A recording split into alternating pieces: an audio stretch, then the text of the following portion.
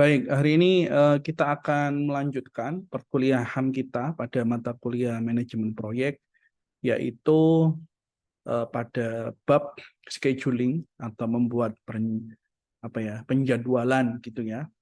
Yang mana kalau kita lihat ya pertemuan kemarin kita belajar eh, beberapa pendekatan untuk membuat penjadwalan. Ada Gantt chart ya, kemudian ada CPM ya, critical path method. Nah, sekarang kita akan mempelajari yang salah satu pendekatan untuk membuat penjadwalan yang kita sebut dengan PERT ya, Program Evaluation and Review Technique ya, PERT. Nah, baik, ini saya coba share screen. Oke. Ya, jadi hari ini kita belajar PERT. PERT itu merupakan salah satu pendekatan untuk membuat penjadwalan di suatu proyek, gitu ya. Dan PERT ini merupakan pengembangan dari CPM, ya, pengembangan dari CPM. Baik, PERT itu merupakan singkatan dari Program Evaluation and Review Technique. Ya, PERT digunakan untuk proyek-proyek yang baru dilaksanakan pertama kali, ya, di mana terdapat estimasi waktu lebih ditekan daripada biayanya. Jadi dalam menggunakan analisis seperti ini lebih ditekankan pada apa? Pada analisis waktu. Baik, ciri utama PERT itu adalah dia memiliki 3 perkiraan waktu, yaitu optimistic time atau kita singkat dengan A atau kita simbolkan dengan A. Kemudian ada most likely time, kita simbolkan dengan M, ya, dan juga pessimistic time, ya, kita simbolkan dengan B. Optimistic time itu adalah jangka waktu yang kita itu optimis, ya, terlalu optimis ya. Optimis itu artinya waktu yang paling ideal untuk menyelesaikan proyek. Ya, misalnya saya punya proyek, ada aktivitas A, B, C, D, E gitu ya. Untuk aktivitas C misalnya, optimis time-nya itu saya bisa menyelesaikan dalam waktu 10 jam. Nah, terus ada most likely time. Most likely time itu adalah waktu yang mana dia biasanya terselesaikan. Jadi ya tidak terlalu optimis, tidak terlalu pesimis. Ya, katakanlah diselesaikan dalam waktu 15 jam. Nah, ini most likely time. Waktu di mana kemungkinan besar pekerjaan itu akan selesai. Nah, yang ketiga ada yang kita sebut dengan pessimistic time. Ya, atau kita simbolkan dengan B, ya. Pessimistic time ini adalah waktu di mana kita pesimis, ya. Waktu yang paling molor, waktu yang paling lambat. Nah, ini kita sebut dengan pessimistic time. Misalnya kita sebutkan di sini 20 jam. Jadi untuk aktivitas C, ya, di dalam suatu proyek waktu optimis saya adalah 10 jam. Itu kalau misalnya semua berjalan dengan sangat baik, ya, sangat efisien, sangat cepat. Kalau yang tengah ini adalah M itu adalah most likely time. Dia adalah waktu di mana kemungkinan besar aktivitas C ini akan selesai. Dan yang terakhir adalah waktu pessimistic time. Pessimistic time itu apa? Waktu pesimis. Kalau molor, ya, ada gangguan. Nah, ini biasanya kita menggunakan waktu pessimistic time. Oke. Nah, ini adalah contoh ya, misalnya suatu proyek, ya, yang mana proyek ini memiliki 8 aktivitas, ya. Proyeknya memiliki 8 aktivitas. Ini ada waktu optimis, waktu normal, dan ini ada waktu pesimis, ya. Jadi semakin ke sini waktunya itu akan semakin semakin lebih lama, ya. Jadi pekerjaan satu, jadi ini satu proyek ya, pekerjaan pertama waktu optimisnya 5, waktu normalnya 6, waktu pesimisnya kalau ada gangguan, molor, dan lain sebagainya, dia bisa 8. Nah, ini adalah contoh kita membuat perhitungan yang mana nanti untuk membuat analisis PERT. Baik, setelah kita mengetahui jenis-jenis waktu tadi, kita menghitung yang namanya time expected. Ya. Waktu yang diharapkan. Waktu yang diharapkan itu apa? Waktu yang diharapkan itu adalah rata-rata dari tiga waktu tadi. Ada waktu optimis, waktu normal, dan waktu pesimis. Nah, itu nanti kita rata-ratakan dengan pertimbangan bahwa waktu yang normal itu memiliki bobot 4 kali lebih besar daripada waktu pesimis dan waktu optimisnya. Ini optimis dan ini waktu pesimis.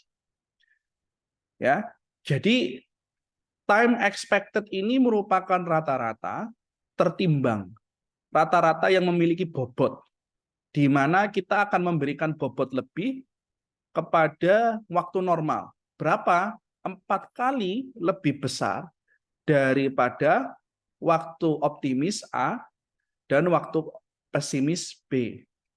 Kemudian dibagi 6 karena ini 1 bobotnya, terus 4 ini, M ini punya bobot 4 dan B ini punya bobot 1. Jadi 4 tambah 2, 6. Nah, ini adalah rata-rata. Jadi waktu yang diharapkan atau time expected time. Ya. Nah, kita juga bisa menghitung variansinya. Jadi selain kita menghitung rata-rata atau waktu yang diharapkan, kita juga menghitung variansinya. Ya, bagaimana cara menghitung variansinya?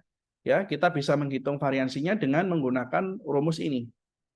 Ya, di mana B pesimis dikurangi dengan A dibagi dengan 6, ya, dipangkatkan 2. Ya. Di sini semakin besar nilai V atau variansi, semakin kecil kemungkinan time expected-nya bisa dipercaya. Artinya variansi ini menunjukkan error, menunjukkan deviasi. Ya, jadi semakin tinggi nilai V-nya, maka rata-rata yang tadi, waktu yang diharapkan tadi, itu kemungkinan tidak bisa dipercaya. Karena errornya tinggi, variansinya tinggi. Dan semakin tinggi kemungkinan kegiatan yang bersangkutan selesai lebih awal atau lebih lambat daripada time expected. Jadi variansi ini kan menunjukkan perbedaan. Ya, dia bisa saja lebih maju, bisa saja lebih mundur. Semakin besar variansinya, kemungkinan bahwa pekerjaan tersebut, aktivitas tersebut bisa selesai lebih awal atau bisa selesai molor, itu semakin tinggi. Ya. Baik, dari sini ada pertanyaan sebelum kita lanjutkan. Dari adik-adik sudah jelas ya?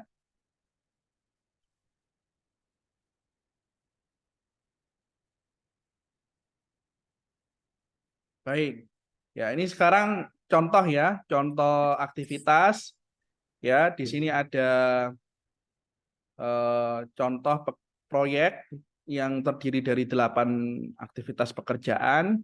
Ya, di sini ada waktu optimisnya, ada waktu normalnya, ada waktu pesimisnya. Nah, kita disuruh menghitung apa?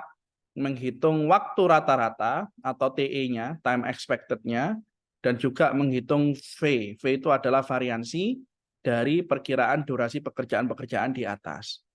Ya, jadi kita bisa menggunakan dua formula tadi, dua persamaan tadi, untuk kemudian menghitung apa? Menghitung waktu rata-rata dan juga menghitung variansi. Ya.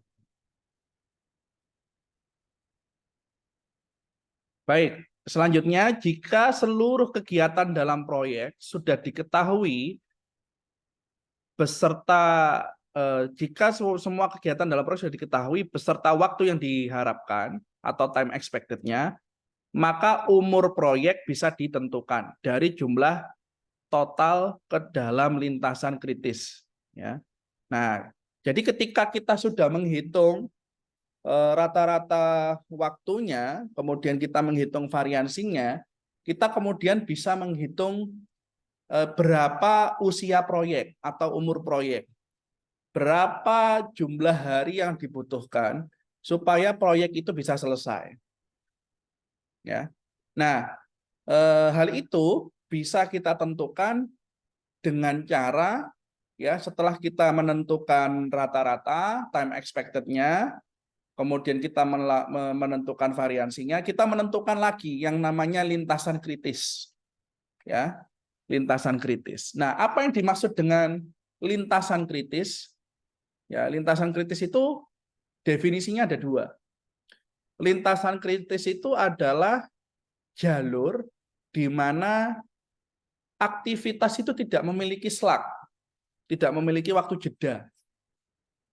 Jadi nanti kita akan membuat network gitu ya, dan kita menentukan lintasan kritisnya. Lintasan kritisnya ya itu adalah jalur yang mana dia tidak memiliki slack, tidak memiliki jeda. Atau definisi lain dari lintasan kritis adalah jalur di mana dia menjadi yang paling panjang. Ya, kan nanti kan kalau di analisis network itu kan kita akan menentukan jalur-jalur. Biasanya nanti untuk mencapai dari starting sampai finish itu kan ada jalur-jalur yang harus ditempuh. Nah, itu kita bisa tentukan mana jalur yang paling lama. Ya, nah, nanti kita hitung mana jalur yang paling lama. Nah, critical time atau critical line, ya lintasan kritis.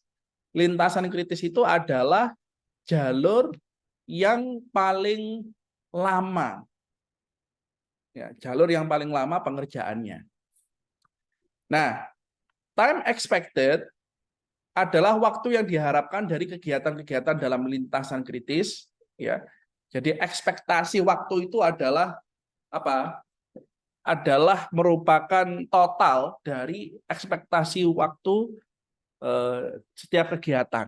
Jadi ekspektasi waktu proyek atau time expected proyek itu merupakan time expected dari critical line, lintasan kritis. Ya, yang mana lintasan kritis ini merupakan lintasan jalur paling lama atau jalur yang tidak memiliki slack. Ya. Baik, peluang selesainya proyek sebelum waktu TE dan sesudah waktu TE masing-masing adalah lebih kecil dari 50% dan lebih besar dari 50%. Nah, nanti kita akan belajar bagaimana caranya menghitung ya berapa probability atau kemungkinan selesainya proyek pada hari tertentu, pada periode tertentu, ya. Variasi dari umur proyek adalah jumlah variasi pada tiap kegiatan di lintasan kritis proyek. Jadi TE proyek itu merupakan summation, penjumlahan. Ini ya. TE proyek itu merupakan summation atau penjumlahan dari seluruh TE pada lintasan kritis. Begitupun juga dengan variasi. Variasi itu juga merupakan apa? Penjumlahan dari variasi pada jalur kritis atau apa? Lintasan kritis. Ya. Oke, sekarang untuk lebih memudahkan, nah ini adalah contoh ya. Contoh bagaimana kita membangun analisis jalur PERT, ya, analisis PERT. Nah, ini adalah mulainya, ya, mulainya. Kemudian ini, ya, dari aktivitas 1, ya, ini aktivitas 1 ini bisa dilihat di sini ya. Sebentar. Oh, nggak ada ya, predesesornya nggak ada di sini. Ya, ya nanti ini dilihat predesesornya ya. Jadi seperti ini. Ya. Ini adalah contoh ya dari analisis 1. Analisis 1 ini menuju ke analisis 2, aktivitas kedua. Nah, di sini ada waktu optimis ya, kemudian waktu normal dan waktu pesimis. Ya, jadi yang di atas ini adalah AMB-nya. Ya, AMB. Kemudian di sini ya, di sini ada TE, time expected untuk masing-masing aktivitas. Ngitungnya pakai rumus ini, di mana A ditambah 4M, karena waktu normal ini memiliki bobot lebih tinggi daripada A dan B, ditambah B, dibagi dengan 6. Ya. Jadi yang bawah ini menunjukkan apa? Yang bawah ini adalah menunjukkan time expected untuk masing-masing aktivitas. Nah, kemudian 2,78. 2,78 ini adalah variansi aktivitasnya. Ya, dihitung dengan menggunakan B dikurangi A dibagi dengan 6, kemudian dipangkatkan 2. Ya. Nah, kemudian waktu 13 ini menjadi apa? Menjadi waktu yang di atas. Ya, waktu 13 ini kemudian menjadi waktu yang di atas. Nah, terus kita pindah ke aktivitas lainnya. Di sini ada 4, 11, 12. Rata-ratanya 10, deviasinya 2,78. Ya. Nah, ini kemudian apa? Kemudian ditambahkan 13 ditambah 10 sama dengan 23. Ya. Terus pindah ke aktivitas ini. Ya. Nah, aktivitas ini apa? Aktivitas ini merupakan aktivitas finish, aktivitas final. Ya. 159, rata-ratanya 5, deviasinya 1,78. Berarti 23 ya ditambah 5 sama dengan 28, tapi di sini ada 25 ditambah 4 sama dengan 29. Kita kalau yang di atas kita pilih angka yang paling lama. Ya, angka yang paling lama. Dan begitu seterusnya sampai menuju ke starting point kembali. Oke. Nah, di sini kita bisa menentukan aktivitas atau jalur mana yang menjadi jalur kritis. Ya. Oke, sekarang untuk mencapai ke finish ada berapa jalur? Ya, ada jalur 1 ke 2, 2 ke 6, ya, kemudian 6 ke 8. 1, 2, 6, ya, kemudian 8. Kemudian ada jalur mana lagi?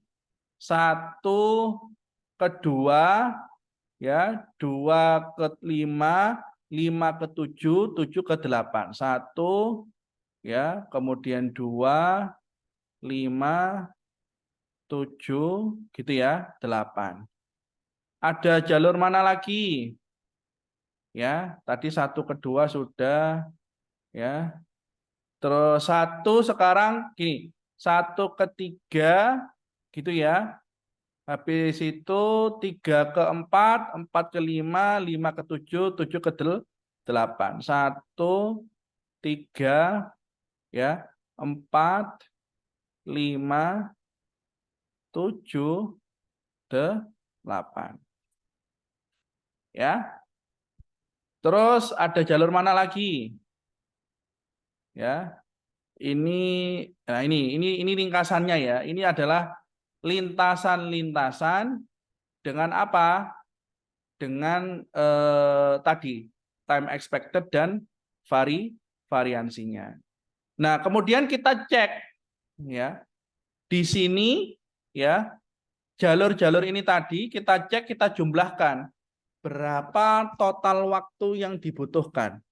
Berapa TE yang dibutuhkan.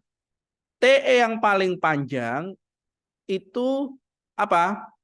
Itu menjadi menjadi apa? Menjadi lintasan kritis. Ya. Jadi TE yang paling panjang itu menjadi lintasan kritis. Nah, di sini sebenarnya ada dua. Yang paling panjang itu adalah 12578 dan 1268. Ya. Ini panjang semua. Tapi ada syarat kedua. Jadi critical line atau lintasan kritis itu selain dia merupakan waktu terpanjang, dia juga harus punya syarat tidak boleh memiliki slack. Ya, coba kita lihat 1 ke 2, 2 ke 5, ya. Ini kan nggak ada slacknya. 5 ke 7, 7 juga nggak ada slacknya. Kemudian ke 8, 8 ini juga nggak ada slacknya. Ya, terus ini sedangkan 1 ke 2 nggak ada slacknya. 2 ke 6 ini ada slacknya. Ya, perbedaan antara waktu yang di atas dengan waktu yang di bawah. Nah, maka karena 1268 walaupun dia juga cukup tinggi, ya, dia bisa menjadi critical line, tapi karena dia punya waktu slack di aktivitas nomor 6 ini, maka dia tidak bisa menjadi lintasan kritis. Ya. Jadi lintasan kritis itu syaratnya dua. Waktu yang terpanjang dan juga dia tidak memiliki apa? Dia tidak memiliki slack. Kalau dia memiliki slack, maka ya dia apa? Dia tidak bisa menjadi critical line. Ya. Oke, sampai sini ada pertanyaan? Ya. Monggo kalau ada yang mau bertanya.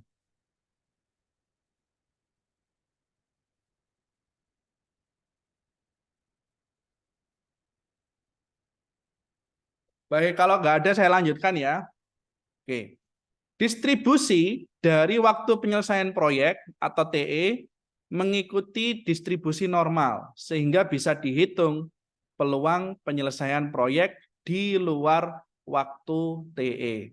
Nah, di sini kita lihat bahwa critical line atau lintasan kritisnya itu memiliki jumlah hari berapa? 29 hari. Maka disimpulkan bahwa proyek tersebut akan selesai dengan waktu 29 hari, sedangkan variasinya itu adalah 6 hari. Ya, variasinya juga dilihat dari variasi lintasan kritis. Artinya bisa saja dia lebih cepatnya sampai berapa hari? 6 hari. Bisa saja dia terlambat atau molor. Molornya sampai berapa hari? Sampai 6 hari. Jadi variasinya itu bisa saja proyek ini bisa lebih cepat 6 hari atau lebih lambat atau lebih molor 6 hari. Ya. Nah, ini adalah penghitungan berapa usia proyek atau proyek itu selesai dalam berapa hari. Kita lihat dari jalur yang paling apa? Yang paling lama dengan syarat tidak ada slack. Jadi kita menghitung TE untuk aktivitas yang tidak memiliki slack dan yang terlama. Oke, apakah bisa Pak kita menghitung probability atau kemungkinan jika kita ingin mengetahui. Jadi kan proyeknya itu kan selesai kalau menurut TE atau time expected-nya, rata-ratanya itu selesai pada 29 hari dengan 6 hari variasi. Bisa lebih cepat, bisa lebih mundur. Gitu ya. Nah, bisa nggak kita menghitung peluang berapa peluangnya proyek tersebut bisa selesai atau berumur 27 hari? Ya, jawabannya bisa. Kita bisa menggunakan rumus ini, ya. Z sama dengan TS dikurangi TE dibagi akar dari variasi P. Variasi P ini adalah variasi dari lintasan kritis. Ya, variasi dari lintasan kritis. Nah, di sini TE-nya berapa? TE-nya 29. Nah, di sini. Ini 29 TE-nya. Ya. Terus berapa hari yang ingin kita uji? 27 hari. 27 hari. Kemudian variasinya berapa? Variasinya 6. Berarti 27 kurangi 29 dibagi akar dari 6 sama dengan minus 0,82. Nah, minus 0,82 ini adalah nilai Z. Ya, nilai Z. Masih ingat ya tabel Z di dalam statistika distribusi normal. Distribusi normal itu kan ada tabel Z. Ya. Nah, kemudian dari tabel Z ini kita bisa hitung, kita cek berapa kemungkinannya. Ya.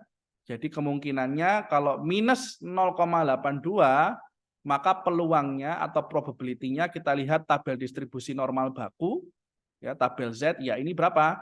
21%. Berarti peluang proyek ini selesai di 27 hari kerja itu adalah 21%. Ya, nah caranya gimana? Nah kita tinggal download aja tabel distribusi normal baku atau tabel Z. Ya, ini Google. Ya, coba kita cari. Ini Google saya kelihatan ya. Oh, kok pakai gini.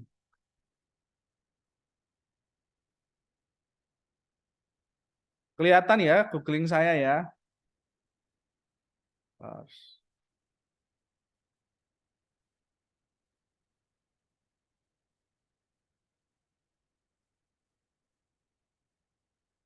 Nah, ini adalah tabel Z, tabel distribusi normal standar. Kita bisa download PDF-nya. Nah, ini dia PDF-nya. Nah, kita cari tadi Z-nya berapa?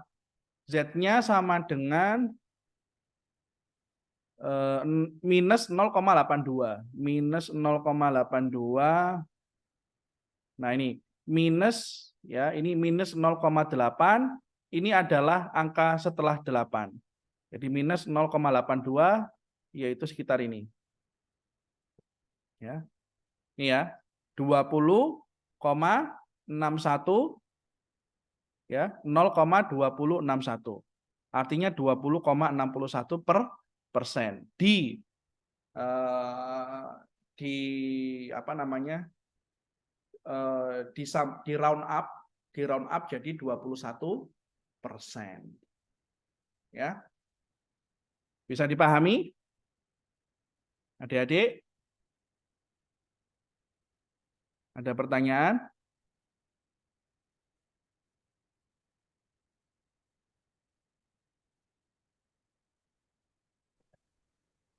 Baik, saya lanjutkan ya. Oke. Nah, jadi distribusi ya, tabel distribusinya atau peluangnya, probability-nya itu adalah 21% ya. Untuk proyek ini selesai pada berapa hari? 27 hari. Misalnya lagi, kita bisa mencari ya, umur proyek yang ditargetkan bila diketahui peluangnya misalkan 95%. Ya. Nah, peluangnya 95%, maka nilai Z yang bersesuaian adalah 1,645. Maka kita dapat mencari nilai TS-nya, ya. TS-nya dengan menggunakan rumus ini, ya. Dan ingat 95% artinya nilai Z-nya itu 1,645, ya. Ini ada tabel Z, coba kita cari tabel Z-nya tadi mana. Nah, ini ya. Kita cari 95%.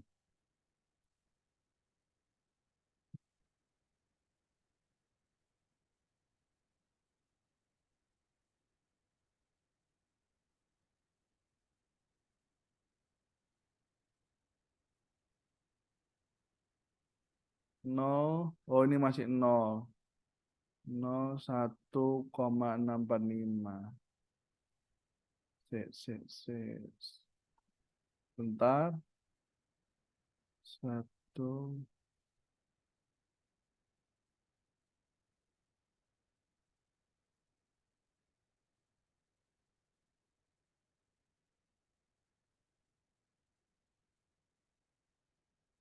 1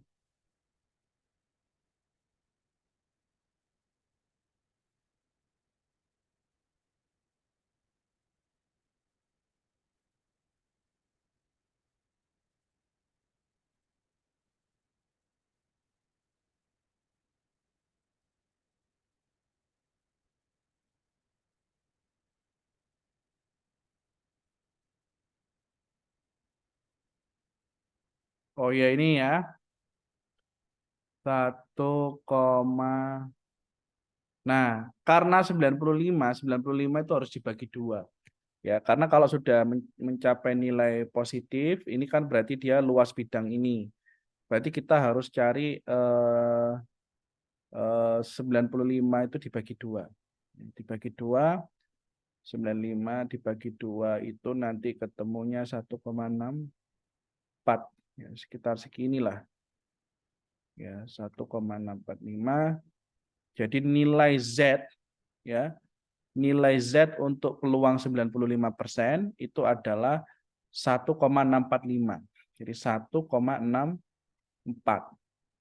nah ini kan adalah luas wilayah ini saja berarti dikalikan 2 untuk melihat 95%-nya jadi 1,645 ini munculnya 0,4495 0,4495 dikalikan 2 ya dikalikan 2 coba kalkulator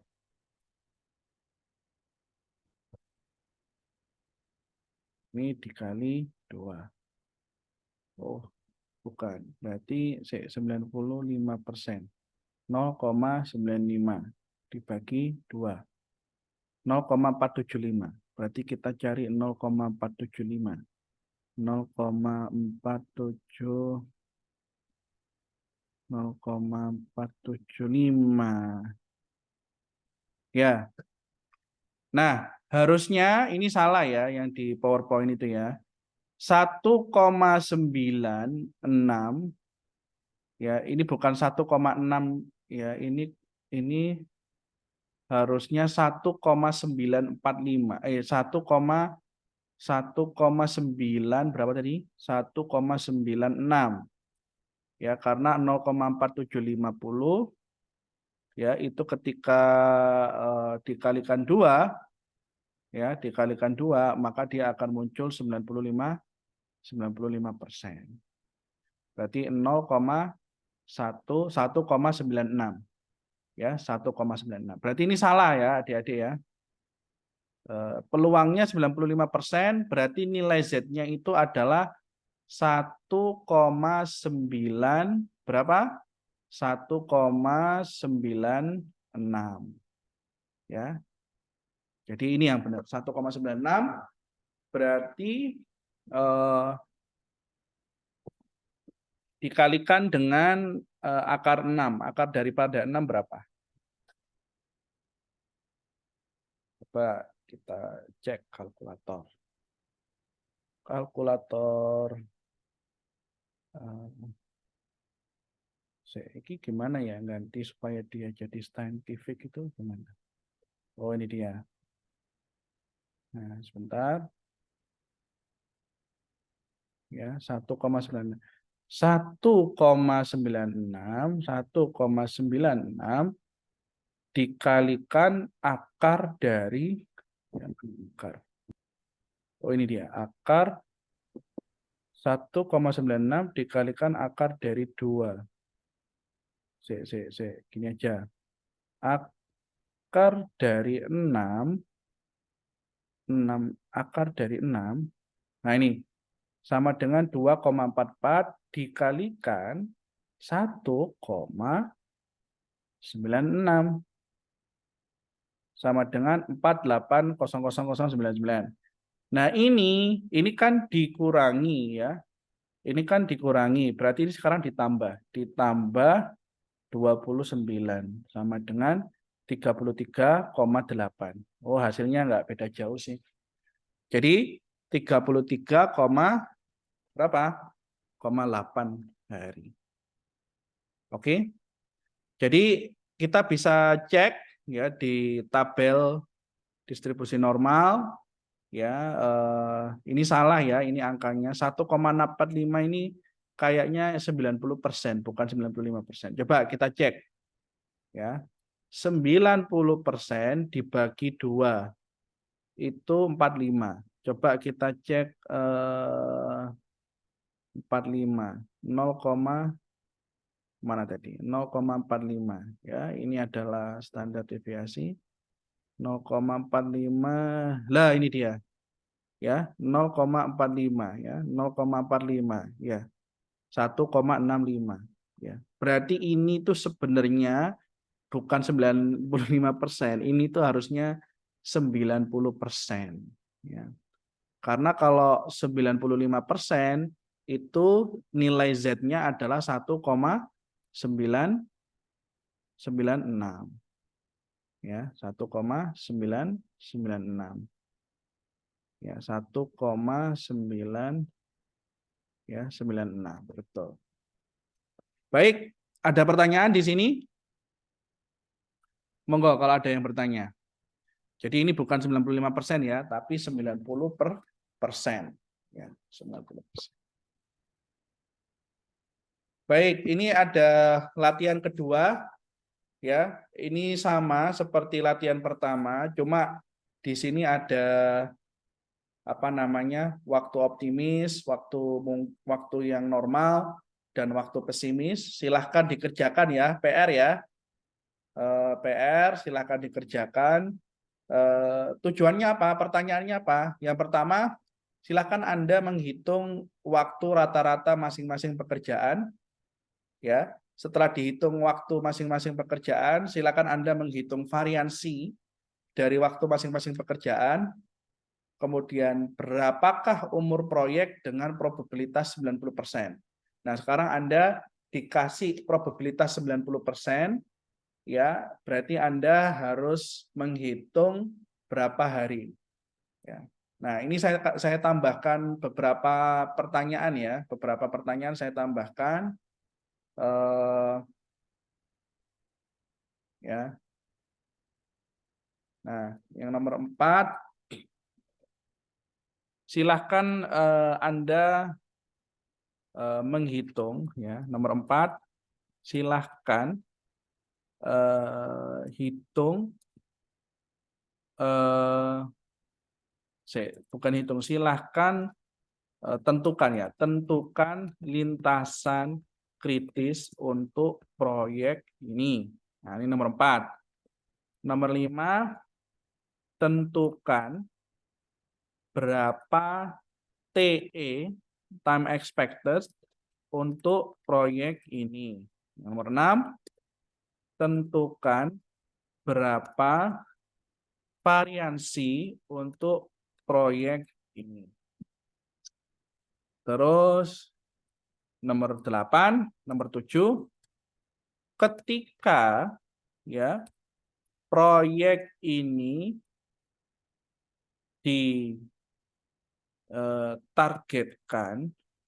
ditargetkan selesai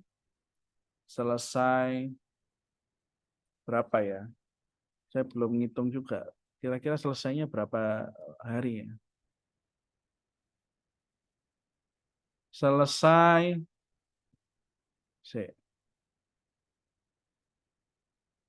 kira-kira berapa hari ya? Nah, ini 30, 28, 10, 60, 30, 50, 60, 70, 90, 100, 110, 120 ya. Oke. Ketika proyek ini ya, ketika proyek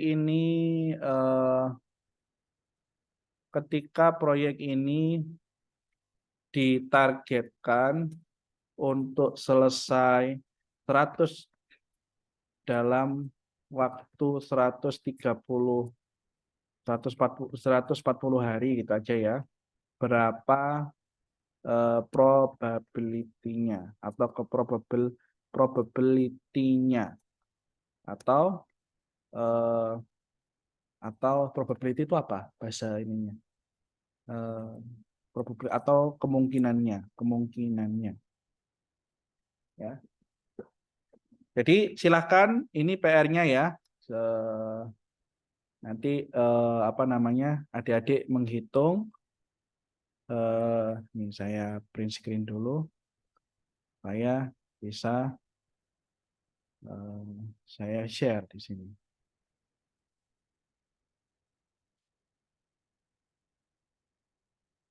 Oke. Baik, nah ini PR-nya ya. Jadi ada 7 pertanyaan yang harus kalian jawab. Ya, silakan dikerjakan dan insya Allah nanti ini masuk di dalam UAS ya. Jadi kalian harus menghitung dengan baik, ya, menghitung dengan baik berapa critical path-nya dan lain sebagainya. Summary, ya, lintasan kritis adalah apa? Apa yang dimaksud dengan lintasan kritis? Lintasan kritis adalah lintasan dalam jaringan kerja yang tidak ada satupun aktivitas di dalamnya memiliki slack. Dan juga lintasan kritis merupakan lintasan dengan durasi terlama di sepanjang jaringan. Oke. Nah, kemudian pentingnya identifikasi lintasan kritis adalah apabila aktivitas-aktivitas di sepanjang lintasan kritis terlambat waktu mulainya ataupun molor lama pengerjaannya, hal itu pasti akan memperpanjang usia proyek atau umur proyek. Di sisi lain, apabila kita ingin mempersingkat umur proyek, dapat dilakukan dengan cara mengurangi total waktu pengerjaan aktivitas-aktivitas di sepanjang lintasan kritis. Jadi intinya kalau proyek kita itu pengen berhasil, pastikan di lintasan kritis itu dia tepat waktu. Kalau tepat waktu itu sudah alhamdulillah gitu. Kalau kita ingin mengurangi lebih cepat gitu ya, mengurangi waktu pengerjaan proyek, maka kita bisa melakukan efisiensi pada aktivitas-aktivitas yang ada pada lintasan kritis gitu. Oke? Intinya seperti itu. Baik, ada pertanyaan? Monggo kalau ada pertanyaan adik-adik.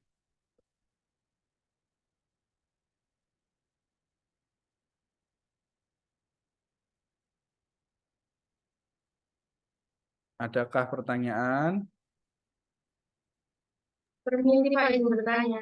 Ya, Mbak Ruth, monggo. Untuk tugasnya itu datanya kapan ya Pak? 1 minggu.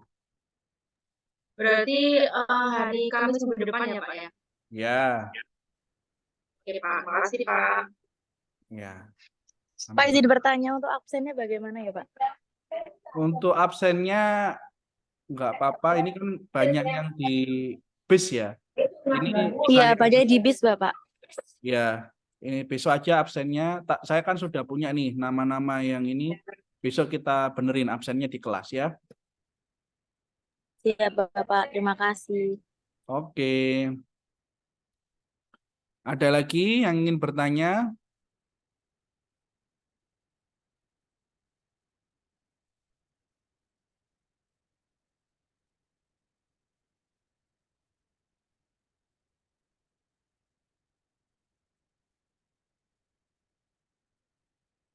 Baik, kalau nggak ada kita bisa cukupkan ya.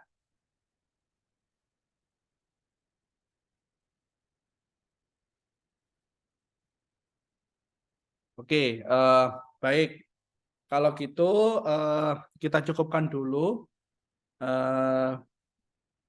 Nanti kita ketemu lagi minggu depan. Kita belajar resiko ya.